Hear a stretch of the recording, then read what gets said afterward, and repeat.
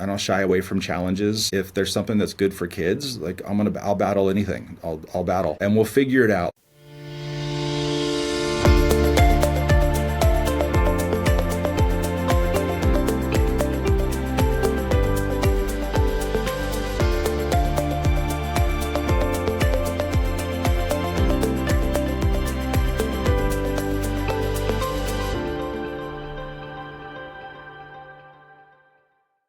Thank you for being with us today, Brian. Would you like to tell us a little bit about yourself? Sure, I'd love to. And first of all, thank you for taking the time to speak with me and to learn a little bit about my leadership journey and who I am and what I stand for. First and foremost, I'm just a small town boy from Madera, California, who has been given a lot of opportunity to impact many students and to lead schools over time. And I'm really proud of that and happy to be the superintendent of Yosemite Unified for now entering my fourth year.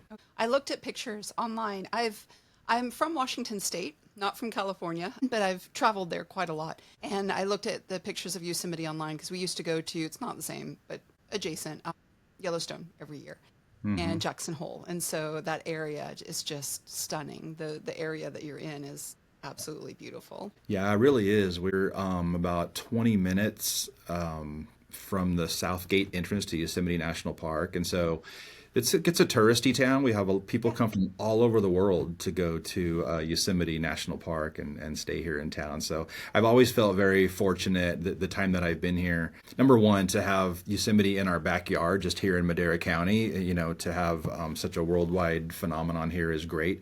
But also, I feel like when I'm at work, like I get to work in the place where people come to vacation, where people come to play. I get to work here every single day. And so just when I get out of my car and I'm here in this area, it's wonderful. Yeah, what a neat place to live in. Absolutely. Yeah. Yeah. So let's talk a little bit about your path to leadership. You've Sure. held so many roles across the districts: math teacher, principal, assistant superintendent.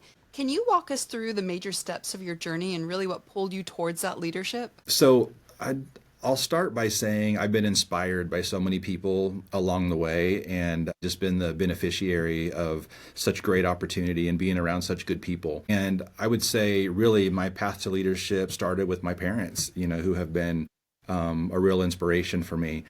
I'm an only child of teenage parents. So when I was born, my parents were still in high school. They were 17 and 18 years old.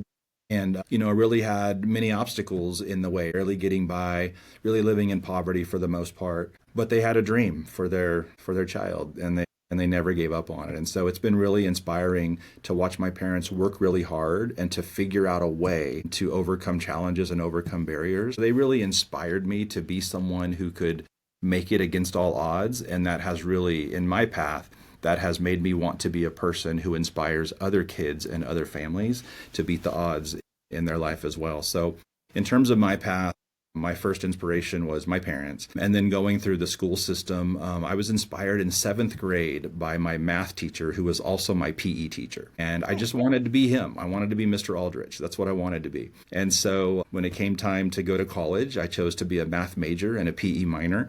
And I became a math teacher because I wanted to be Mr. Aldrich. And I coached sports. And so he really inspired me to move that direction. But in terms of leadership, I'll point back to a moment where I was inspired. When I was in high school at Madera High School, we had a new principal my senior year, and he called in a group of students, and I was one of them. I'm still not sure why, but I was one of them. But he said, I want to hear from students who are leaders in our school. And I think I was in there because I was the quarterback of the high school football team, and he had been a quarterback as well in his life. And so I just watched how he ran that meeting and how much he cared about kids. And then at the end, he pulled me aside and he said, I see a lot of leadership potential in you. And he said, you're going to do a great job leading on the football field, and you're going to do greater things beyond that as well. He probably doesn't remember that. He may have said that to every single kid, but for me, it stuck with me. And 40 years later, I still remember that moment like it was yesterday. So that was very inspirational.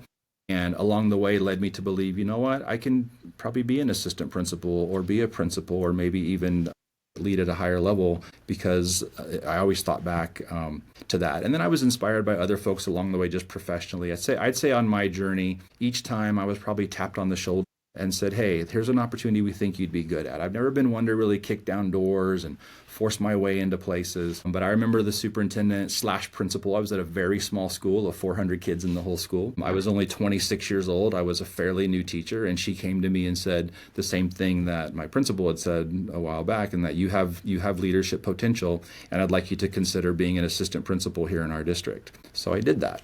And I pursued that based on her confidence in me. Then eventually, many years later, I had the opportunity to open a new school in the town of Delano, and then I became principal in that town. A lot of success, a lot of confidence with people around me. We decided to move back to Fresno because that's where to be closer to our families. I was married at that time, had two little boys. Moved back to Fresno, and I had the opportunity to be the principal of Bullard High School, which is a flagship school in the Fresno Unified School District and in this valley. And, there's no way a few years before that I would have ever dreamed and had the confidence that I could lead a school of that caliber. So I became the principal of Bullard High School, did that for 6 years, was then tapped on the shoulder and said, we have a need to lead special education across this whole district in Fresno Unified, right? 75,000 kids in the district, 10,000 students in special education, probably one of the most challenging jobs in the district. And I was just honored to be tapped to do that. And so I took on that role. And I feel like really those leadership roles, right? Being a teacher, being tapped to be an assistant principal, opening a new school, then being a principal at a very prominent school, and then leading a challenging special ed department really prepared me to be well-rounded, to understand different aspects, and to really believe that I could be a superintendent. And then to have the opportunity to do that in a place that's really in my backyard and in a place where my parents worked it's really an honor and a dream come true. And sometimes I can't believe it's happening. That is amazing. What a full circle moment, too. I have Really. to ask you, what do your parents think now? My parents could not be more proud. Yeah, they're just very proud for many reasons. I mean, number one, they made so many sacrifices just over the years and somehow made it work. And then for me to be in the community that's so dear and loved by them, and to be helping promote this community and move the youth forward to be the future leaders, it really is a moment that I know that they're very proud of. And you said that you don't knock down doors. That's not your leadership style, but your leadership style has to precede you, or they wouldn't be tapping you on the shoulder saying, hey, can you come do this? Can you come do that?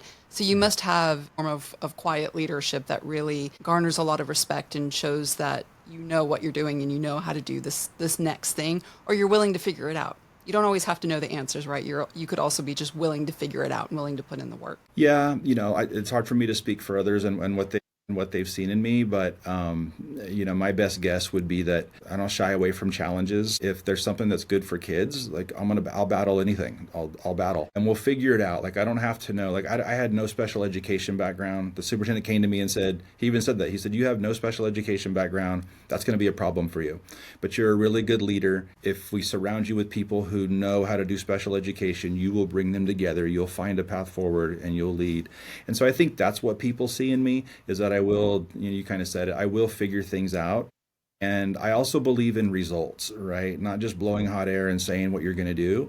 And I think that's probably what has preceded me, and probably, people have seen me ready for the next level along the way, is that I've been able to get pretty good results in any time that I've led. It's hard for me to talk and toot my own horn like this, but Yeah. but that's my best guess, that, we've got results in areas that I've led, and we've been able to figure things out, even though we really didn't know a lot maybe in the beginning. Yeah. And I think that's somewhat of a myth, right? Like who does? Who does know? I mean, if you say that you do, I think you should kind of be wary. Be wary of the person that said they have all the answers, because who does? Yeah, Nobody. Absolutely nobody. I would agree with that wholeheartedly. Yeah, absolutely. Okay, so you've definitely shared some interesting challenges you've had in this really cool milestone of your journey to leadership, but can you share a challenge, whether in Fresno Unified or elsewhere, that fundamentally changed the way you lead? Did you have like a moment that just kind of went, this changes how I think about things? It is a full circle moment being in this role, right? And serving the community that's really been in my backyard. And I also should mention that my parents spent most of their working lives working in this community. Like they traveled these mountain roads for most of their professional lives. And so now I'm doing the same, right, in terms of where I'm working. But I'll also say that that's brought a different kind of pressure. Working in a place where people know you or know of you. Madera County is a pretty small place. We only have 9 school districts in this entire county. 3 of those school districts, including myself, have superintendents that went to Madera High School. We all went to the same school. And so we're rooted kind of in the same community. People know you, they know of you, and there's certain pressures that come with that, and there's certain expectations that come with that, and you can't mess things up, right? And so I'll say that not only is it a full circle moment, but it's for me, it's more than just a job and a livelihood. Like it's really, really personal. This is where I'm from, and I think to some degree, I represent like a kid that can come from a small town area that can maybe go away a little bit and then come back. And I think I represent for other kids what's possible. You can get there, and so it's really shaped my vision for the kids in this area. Like I like that we're sometimes perceived as the underdog and that we Yeah. have things going against us. And I want our kids to have really a shock the world mentality. Like I want them to carry the badge of Yosemite schools and Madera County with honor and with pride. And I want people to say, you're from Madera, you're from Yosemite High School, and you're doing this. Wow. And I want them to just feel really proud that they've shocked the world and that they've overcome some of those things. And so in terms of the question about return to my roots and being a full circle moment, that's a piece of it too, right? Yeah. Is that I really want our kids to feel that sense of pride and to be, you know what, I'm an underdog, but watch what I'm going to accomplish. I love that. That is great. That's absolutely great. That has got to make your parents proud too. It's so much about the culture of the place and that you know the culture of the place.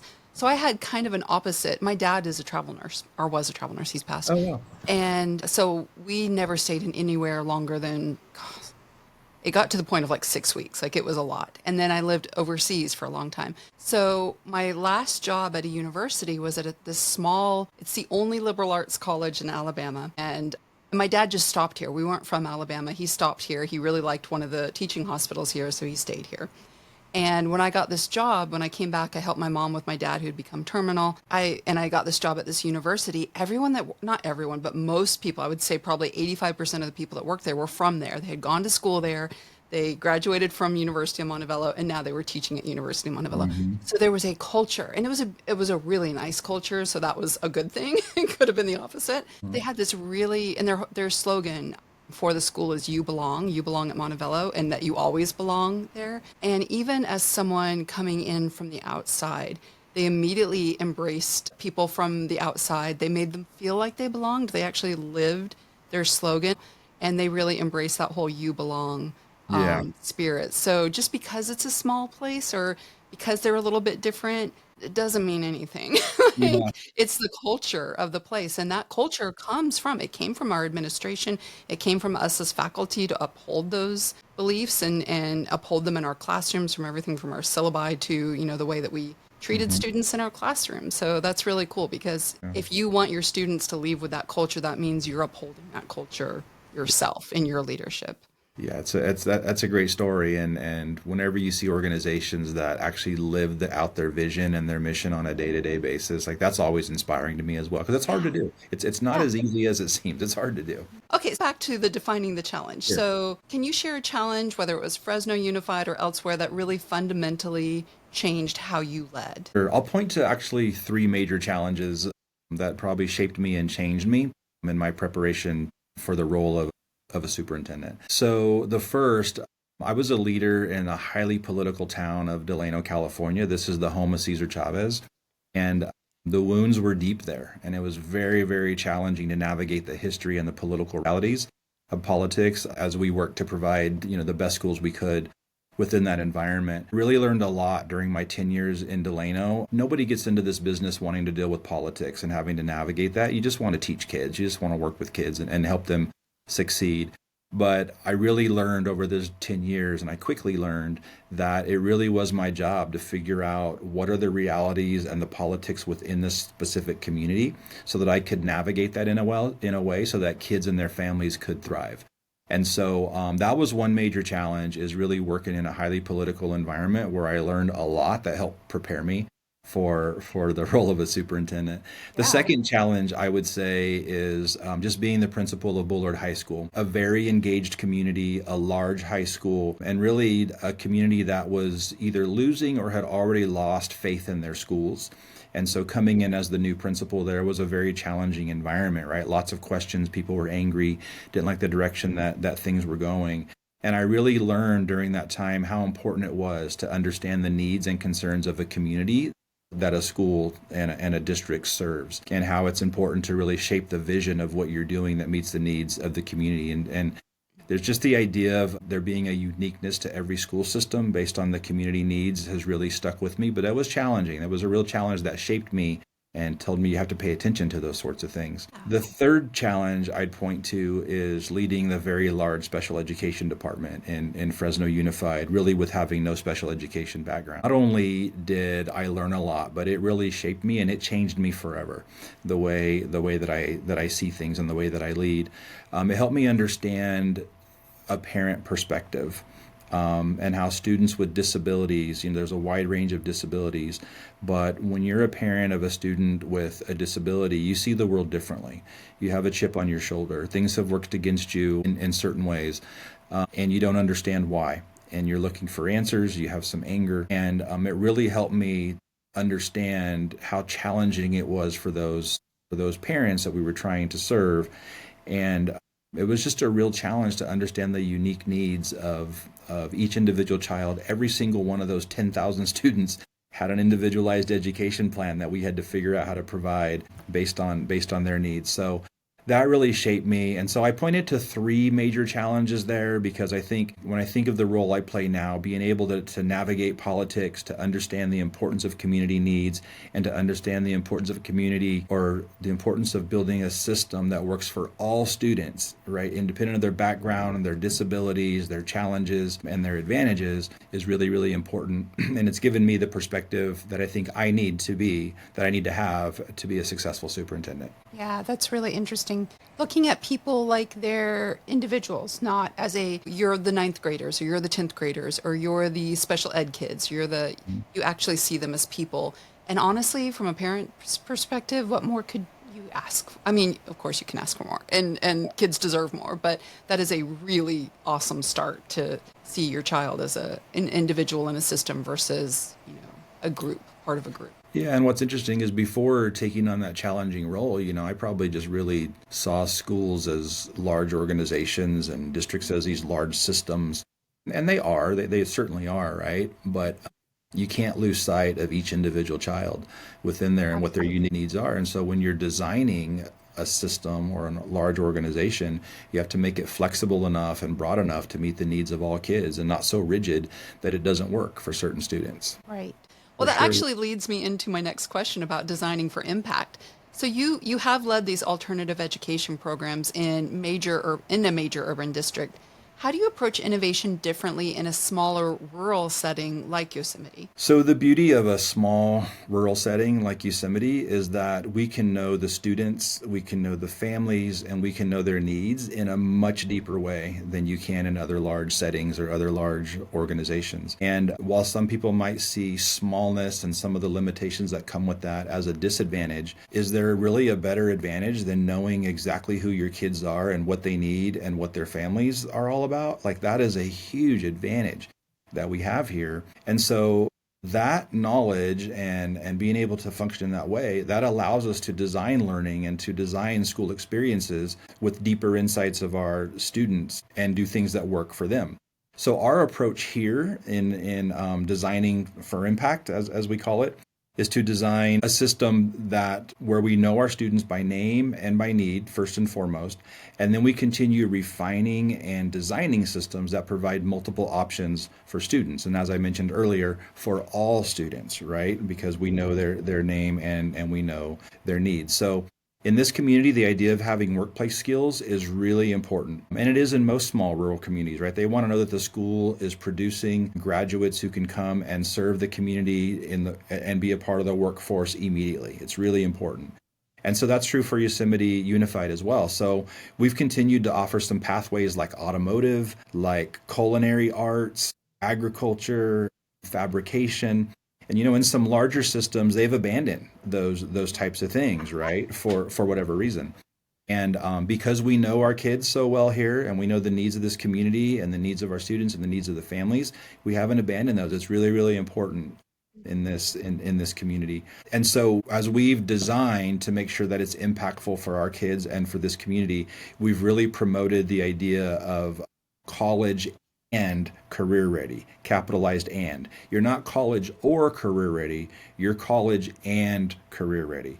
And so, whatever options you want to take when you leave our school system, you're ready to take on the world in either way. We just want to make sure that kids leave here with as many options as possible for their future and not be a barrier to something that they might want to pursue. That is awesome. I love that.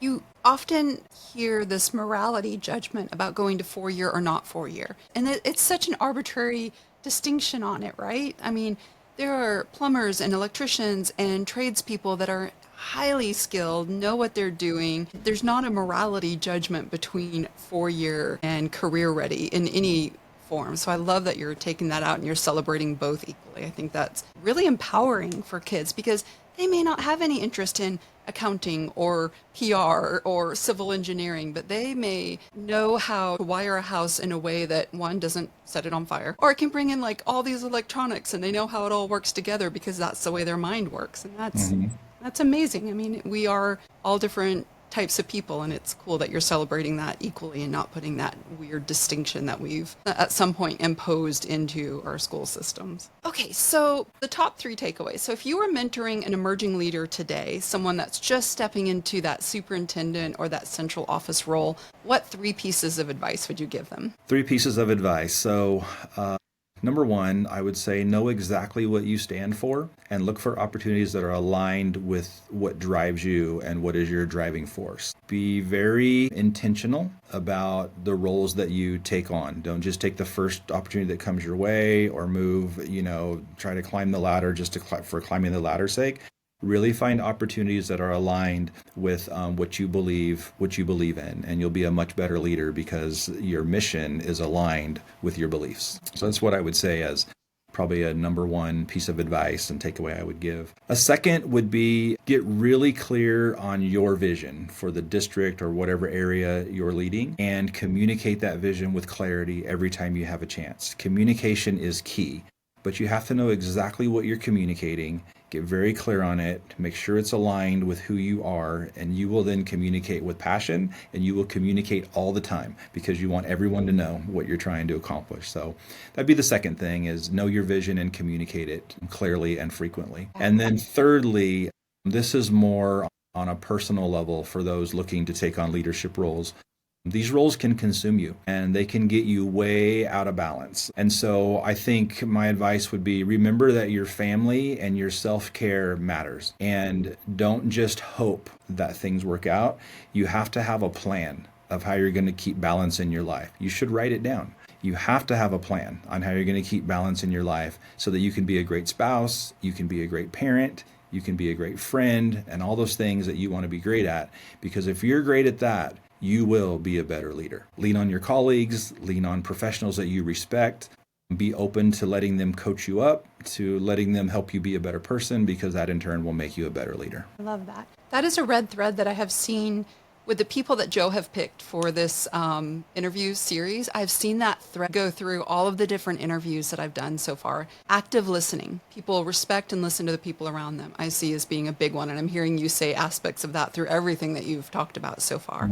And standing for something and communicating and delegating. Like all of those things I'm hearing, like don't try to carry this. Nobody can carry this all yourself. You've got to trust the people that you've put around you and respect them and share the burden with everybody, because that makes you a better person. It allows you to show up more fully in all areas of your life, not just as a superintendent.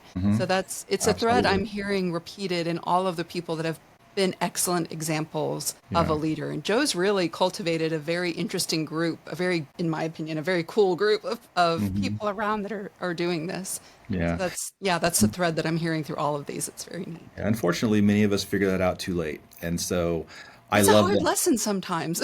Well, I love that you're asking the question of like, what advice would you give to people who are starting out? Because I think if somebody hears this from the beginning, you may not even believe it and you may not even think it's possible. But the fact that you've heard it and you remember that, I think it will help you continue to look for ways to be a better person so that you can be a better leader. And I love that you gave some actionable advice too, like write it down. Write it Like down. write down what is your mission statement? What do you believe? Hmm. Communicate that. It's hard to communicate something that you're not clear on yourself. And if you can't communicate it, you're not clear on it yourself. Okay, so everybody has had a rapid fire, like 3 to 5 questions that we ask. So they're just more fun questions. But what is a leadership book that you love? Dare to Lead by Brene Brown.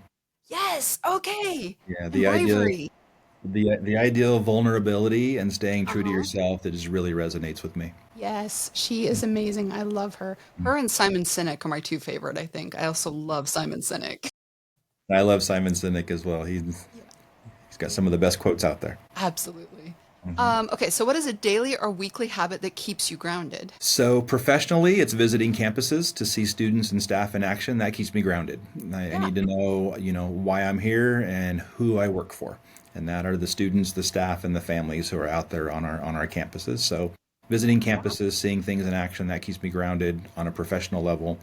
On a personal level, it's spending time with my family and making sure that the title of husband, the title of father, the title of son remains way more important than the title of superintendent. And then one thing you wish you'd learned earlier in your leadership journey. I wish I had learned earlier that being vulnerable and letting people get to know you as a person and get to know what you stand for is actually a strength. It's so much, you're only a leader if people follow you. And it's so much easier to follow someone that you know is genuine and has all the best of intentions because they're not putting up barriers as to who they are and what they stand for. And I think just we're human beings, right? And we're built with these protective mechanisms that are with us all the time. So I think as human beings, we're naturally guarded to protect ourselves, to protect our feelings, to protect us from a lot of things. And so to me, being vulnerable means fighting against that natural instinct. And you have to know that that's who we naturally are, fight against it and be vulnerable. And I wish I had known that much earlier in my leadership journey. Yeah. I think often young leaders who have imposter syndrome. Feel that they're not able to because they're like, who put me in charge? Like, who put me in charge? Mhm. So it's Yeah. scary to be vulnerable. I see that a lot with some of my students that were graduating. They're looking around like, who gave me this diploma? Because I don't feel ready yet. Hmm. And I always tell them, like, that's when you're ready. When you don't feel like you're ready to go learn more things. Yeah, yeah. And vulnerability shows up in lots of different ways. Like, you know, Kay was saying, I don't know, Mhm. or I'm not sure. Like, let's figure it Yeah. out together. Yes. I think the protective mechanism is you want to showcase that you have all the answers, and sometimes you'll just make up an answer, and so I think it's a real skill, and you have to be intentional about being vulnerable along the way. And so you gave a good example as well of like when you're just starting out, you have a lot of uncertainty and maybe lack of confidence, and so again, I think your natural guards show up more than vulnerability does. Okay, so I normally ask what your favorite coffee order is, but we're almost at the holidays, and I have been watching too much Hallmark holiday movie stuff. So I'm going to ask you what your favorite Christmas cookie is. You can never go wrong. I don't know if it's a Christmas cookie, but I can never go wrong with snickerdoodles. Snickerdoodle, any Christmas, whatever. Like if it takes Christmas to get snickerdoodles, then that's fine. But Yeah. but all year long, I mean, a cup of good coffee or hot chocolate and a snickerdoodle, nothing beats that. That wasn't on your list of questions, by the way, so I wasn't ready Oh, for that. I'm sorry. Christmas cookie question. It's Yeah. funny. So when I lived in Sweden, my kids are half Swedish, half American, and tried to bring in as many traditions as I could. And so Christmas cookies in my family were a big part. Like we made Christmas cookies every year, bar none. So we would do like 15 days of Christmas cookies. And they always called snickerdoodles glitter cookies because they couldn't understand why they, like the little grains of sugar in it kind of glittered once it cooked. Hmm. And so they would always Hmm. ask for their glitter cookie. Yeah. Nope, snickerdoodles in my family. Yep, those are delicious. Thank you so much, Brian. I really appreciate your time.